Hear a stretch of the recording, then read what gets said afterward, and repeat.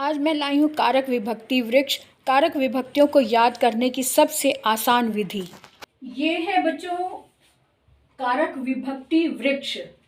कारक और विभक्तियों को आपस में जोड़कर याद करने की एक सरल विधि मैं बता रही हूँ कि कारक को विभक्ति के साथ जोड़कर कैसे याद करें। आप ध्यान से देखें, इसको मैंने वृक्ष की शाखाओं के रूप में लिखा है।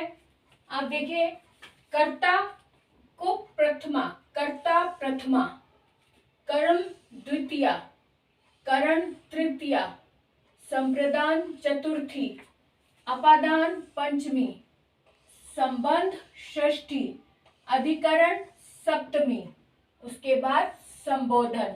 इस तरह से एक दूसरे के साथ इसको जोड़ दिया है।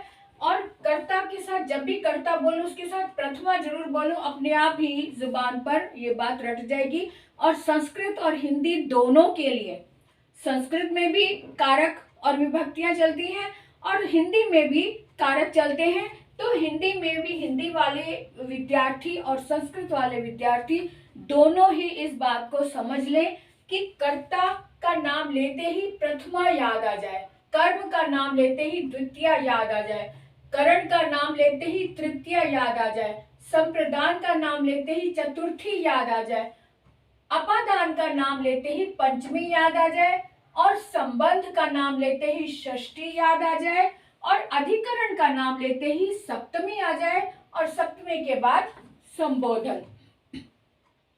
इसको आप एक बार अच्छे से समझ लो, रट लो।